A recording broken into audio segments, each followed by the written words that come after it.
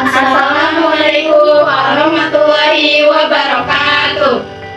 Kami dari kelompok 3 Mikrobiologi Umum akan mempresentasikan hasil dari Winography kolom kami sebelumnya. Ini memperkenalkan diri, saya Jihan Alifah.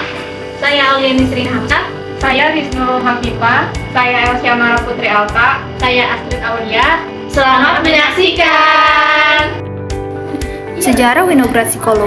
Winograsikolum merupakan miniatur ekosistem buatan yang digunakan untuk membiarkan mikroorganisme dengan kondisi lingkungan yang menyerupai kondisi di alamnya. Nah, kolom ini diciptakan oleh Sergei Winogradsky, yaitu ilmuwan Rusia di tahun 1856 sampai 1953. Winogradsky ini melakukan eksperimen mengenai aktivitas mikroba yang hidup di dalam tanah.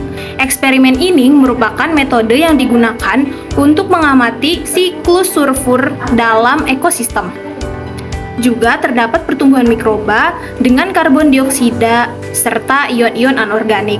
Nah, pada Winogradsky ini terdapat proses nitrifikasi, yaitu proses bagaimana mikroba mengubah amonium menjadi nitrat.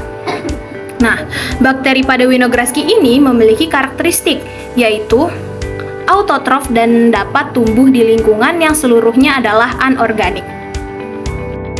Kemudian ada waktu dan tempat penelitian. Penelitian ini merupakan penelitian dengan metode eksperimen dan observasi yang telah dilakukan pada tanggal 28 September tahun 2023 sampai tanggal 12 Desember tahun 2023. Penelitian ini dilaksanakan di Komplek Permata, Ciwaru, Blok T nomor 20, Kecamatan Cipocok Jaya, Kota Serang, Banten.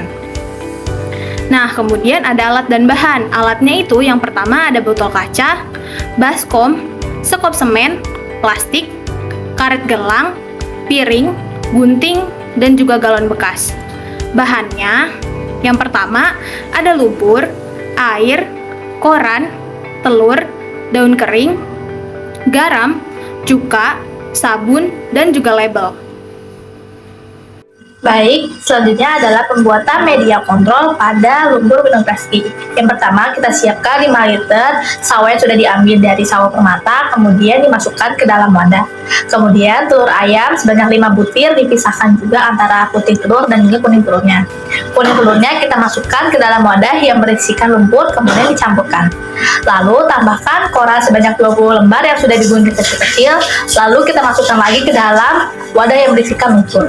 Tambahkan juga 1,25 ml air ke dalam wadah lumpur, kemudian diaduk. Lumpur kemudian dipisahkan sebanyak 750 ml sebagai media kontrol yang akan kita buat. Lumpur dimasukkan ke dalam plastik 1 liter yang sudah digunting ujungnya, kemudian kita masukkan ke dalam botol, lalu kita tekan hingga lumpur yang berada di dalam plastik keluar semua dan masuk ke dalam botol. Ujung botol kemudian disumbat menggunakan plastik yang sudah dirapatkan dengan plastik dan kemudian diikat menggunakan karet gelang. Tidak lupa memberikan label kontrol sebagai penanda bahwa botol tersebut merupakan media kontrol. Selanjutnya adalah pembuatan Winogradsky dengan penambahan variabel bebas. Pertama-tama lumpur sebanyak 750 ml kita sisihkan ke dalam 4 wadah yang berbeda. Nah, untuk variabel bebas pertama itu kita gunakan cuka sebanyak 5 sendok makan, terus kita campurkan ke dalam wadah dan ditandai sebagai wadah 1. Kemudian variabel bebas daun, kita tambahkan daun jambu kering sebanyak 20 lembar, terus kita hancurkan dan kita masukkan ke dalam lumpur dan ditandai sebagai wadah 2. Untuk variabel bebas ketiga yaitu ada sabun cair, kita tambahkan 5 sendok makan, lalu kita masukkan ke dalam wadah sebagai wadah ketiga. Lalu variabel bebas terakhir adalah garam. Kita masukkan 5 sendok garam ke dalam wadah, kemudian kita campurkan dan ditandai sebagai wadah 4. Semuanya kita aduk rata pada tiap wadah. Dan lumpurnya setelah itu kita masukkan ke dalam plastik 1 liter yang sudah digunting di bagian ujung, lalu kita masukkan ke dalam botol dengan cara ditekan perlahan hingga semua lumpurnya itu masuk ke dalam botol. Nah, selanjutnya botol kita sumbat bagian ujung botolnya menggunakan plastik dan kemudian ditutup rapat dengan menggunakan plastik dan diikat dengan karet gelang. Tidak lupa juga kita berikan label pada tiap wadahnya sebagai penanda.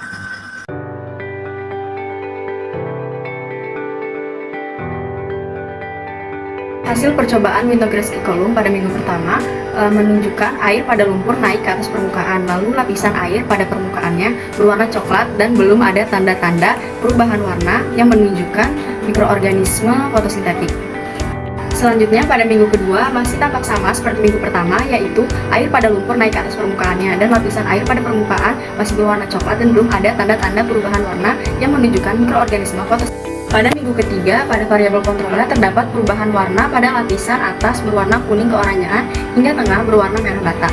Untuk variabel bebas yang daun terdapat perubahan warna pada lapisan atas berwarna orange kecoklatan dan pada lapisan tengah berwarna merah kecoklatan. Untuk variabel bebas garam pada lapisan atasnya berwarna merah terang keoranyaan dan pada lapisan bawahnya berwarna hijau gelap. Untuk variabel bebas cuka terdapat lapisan berwarna oranye kecoklatan, dan untuk variabel bebas sabun terdapat perubahan warna pada lapisan atasnya hingga lapisan tengahnya berwarna merah jambu gelap. Nah, pada minggu keempat dan kelima, jumlah koloni bakteri mengalami peningkatan, serta kondisi lapisan tengah lumpurnya ini retak. Karena apa? Karena kurangnya kadar air dalam kolom. Variabel kontrol berubah warna, di lapisan atasnya berwarna kuning keorenan hingga tengah berwarna merah bata. Variabel bebas untuk daun berubah warna, di lapisan atasnya ini berwarna oranye kecoklatan dan pada lapisan tengahnya berwarna merah kecoklatan. Variabel bebas untuk garam, di lapisan atasnya berwarna merah terang keorenan dan di lapisan bawahnya berwarna biru kehitaman. Pada variabel bebas untuk cuka, di lapisan atasnya ini berwarna oranye kecoklatan. Variabel bebas untuk sabun terdapat perubahan warna di lapisan atas hingga tengah, yaitu berwarna merah jambu gelap. Pada minggu ke-6 dan ke-7, variabel kontrol dan variabel bebas ini warna bakterinya tetap sama, hanya saja semua bagian atasnya ini berwarna oranye kemerahan. Warnanya ini semakin pekat karena bakteri yang muncul semakin banyak. Pada minggu ke-10, jumlah koloni bakteri mengalami peningkatan lagi dibandingkan dengan minggu-minggu sebelumnya. Kondisi lapisan tengah hingga bawah lumpur retak yang disebabkan karena kurangnya kadar air dalam kolom. Lumpur naik ke atas seperti terdorong oleh gas yang mungkin dihasilkan oleh mikroorganisme. Pada variabel kontrol, di lapisan atas hingga ke bawah berwarna merah bata dan di bagian atasnya timbul lapisan berwarna hijau. Pada variabel bebas untuk daun, di lapisan atas hingga ke bawah berwarna merah bata dan bagian atasnya timbul lapisan berwarna hijau. Pada variabel bebas untuk garam, di lapisan atas berwarna merah terang keoranyaan dan di lapisan bawahnya berwarna hijau kebiruan gelap. Pada variabel bebas untuk cuka, di lapisan atas berwarna oranye kecoklatan dan timbul lapisan berwarna hijau. Pada variabel bebas untuk sabun, lapisan atas hingga bawahnya berwarna merah bata gelap dan lapisan atas timbul lapisan berwarna hijau.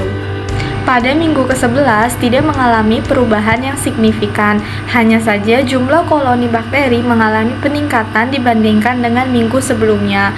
Kondisi lapisan tengah hingga bawah lumpur retak yang disebabkan karena kurangnya kadar air dalam kolom, serta lumpur naik ke atas seperti terdorong oleh gas yang mungkin dihasilkan oleh mikroorganisme.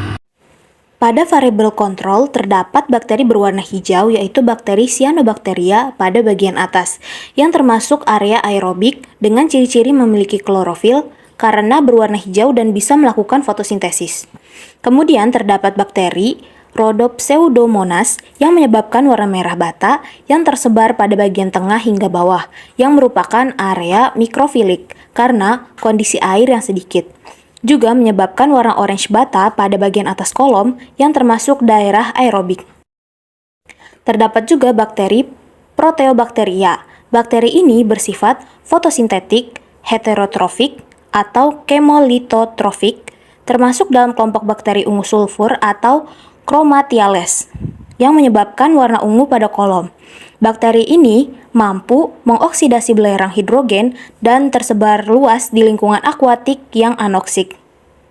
Pada lapisan atas kolom variabel bebas yaitu daun kering, terdapat bakteri Cyanobacteria dengan ciri-ciri memiliki klorofil karena berwarna hijau dan dapat melakukan fotosintesis, di mana bakteri ini dapat menambah nitrogen dari udara dan bersifat fotoautotrof obligat. Selanjutnya, pada lapisan atas hingga tengah kolom variabel bebas daun kering, terdapat bakteri berwarna merah yaitu Rhodopseudomonas yang terdapat pada area tengah atau mikrofilik karena kondisi air yang sedikit serta pada bagian atasnya termasuk daerah aerobik. Bakteri ini tumbuh karena merupakan spesies bakteri fotosintetik dengan kemampuan tumbuh yang baik melalui jalur metabolisme.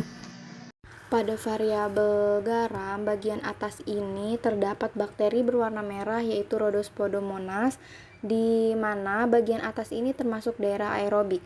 Rhodosphodomonas ini dapat tumbuh karena merupakan spesies bakteri fotosintetik dengan kemampuan tumbuh yang baik melalui jalur metabolisme seperti fotoautotrof, fotoheterotrof, kemoautotrof, dan kemoheterotrof. Selanjutnya ada Desulfobacteria di mana ditemukan di bagian tengah hingga bawah kolom Winogradsky variabel garam yang berwarna hitam. Merupakan bakteri produksi sulfat sehingga menghasilkan gas H2S, menghasilkan asam 5-aminolevulinat sehingga mampu menurunkan emisi metana dan karbon dioksida. Dapat digunakan sebagai biofertilizer pada kolom Winogradsky yang sensitif terhadap garam. Bahkan bakteri tersebut ini mampu tumbuh di bawah tekanan garam hingga 0,25%. Pada variabel bebas untuk sabun, terdapat bakteri berwarna merah di bagian atas yaitu Rhodopseudomonas. Rhodopseudomonas dapat tumbuh karena termasuk bakteri fotosintetik yang memiliki kemampuan tumbuh melalui jalur metabolisme seperti fotoautotrof, fotoheterotrof, kemoautotrof, dan kemoheterotrof. Kemudian terdapat bakteri berwarna hijau yaitu Cyanobacteria dan berada di bagian atas yang paling terpapar oleh sinar matahari. Cyanobacteria mempunyai klorofil A dan vicobilin yang dapat berfotosintesis seperti tumbuhan tingkat tinggi dan menghasilkan oksigen. Pada variabel bebas menggunakan cuka, lapisan zona aerobik terdapat bakteri hijau yang bernama Cyanobacteria, yaitu bakteri yang hidup pada zona aerobik dengan ciri berwarna hijau dan dapat melakukan fotosintesis. Cyanobacteria dapat hidup bebas dan juga dapat menghasilkan nitrogen dari udara yang bersifat fotoautotrof obligat. Selanjutnya terdapat bakteri berwarna oranye yang disebabkan oleh bakteri yang bernama Rhodosphodomonas, yaitu bakteri yang muncul pada area atas aerobik sampai ke area tengah atau mikrofilik. Sama seperti bakteri Rhodosphodomonas lainnya, Rhodosphodomonas pada variabel bebas menggunakan cuka ini dapat bertumbuh dengan baik dengan menggunakan jalur metabolisme seperti fotoautotrof, fotoheterotrof, kemoautotrof. Demikian pembahasan mengenai kolom Winogradsky kelompok 3. Kurang lebihnya mohon maaf.